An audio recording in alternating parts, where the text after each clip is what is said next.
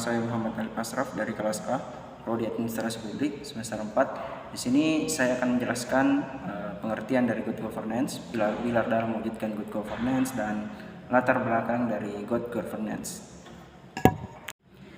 Yang pertama adalah good governance. Good governance ini adalah suatu konsep tentang bagaimana pemerintahan atau institusi mengelola sumber daya dan memerintah dengan cara yang efisien, transparan, adil, dan partisipatif. Tujuan dari good governance adalah untuk mencapai hasil yang baik, menciptakan keadilan, dan meningkatkan kesejahteraan masyarakat. Oke, yang kedua, pilar-pilar dalam mewujudkan good governance, yaitu meliputi transparansi.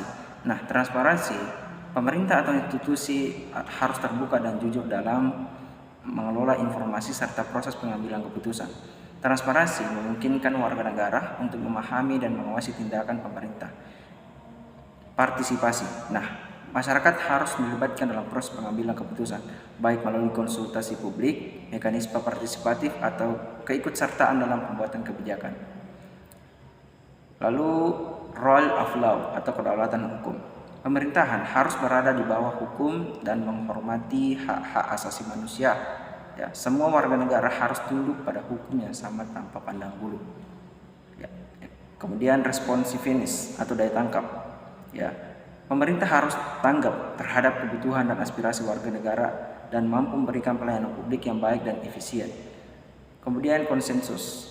Ya, berorientasi pada konsensus. Keputusan harus dicapai dengan mencari kesepakatan bersama antara pemerintah dan berbagai pemangku kepentingan. Kemudian efektivitas dan efisiensi.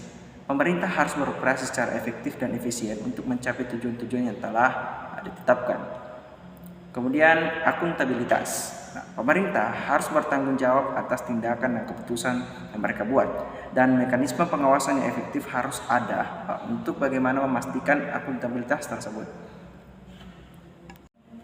Oke, yang ketiga, yang terakhir, latar belakang good governance.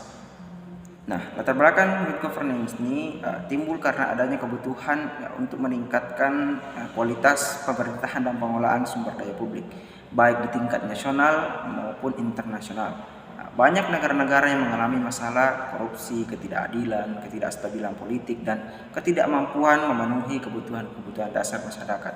Oleh karena itu, good governance hadir menjadi penting untuk mencapai pembangunan yang berkelanjutan dan lebih adil. Oke, nilai-nilai yang melekat dalam good governance meliputi integritas, partisipasi. Integritas tindakan pemerintah dalam pejabat yang didasarkan pada prinsip kejujuran, etika, dan moralitas yang tinggi. Kedua, partisipasi. Warga negara diberdayakan untuk berperan aktif dalam proses pengambilan keputusan dan pembangunan.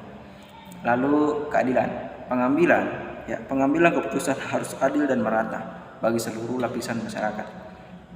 Keterbukaan informasi dan proses pengambilan keputusan harus terbuka untuk publik sehingga memungkinkan adanya akuntabilitas.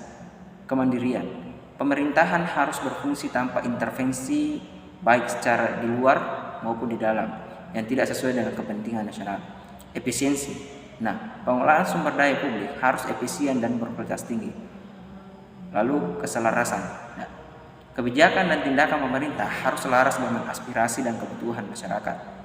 Nah, dengan menerapkan good governance, diharapkan pemerintah dapat lebih baik dalam menyediakan pelayanan publik yang berkualitas, mengurangi tingkat korupsi, meningkatkan investasi, dan menciptakan iklim bisnis yang lebih kondusif.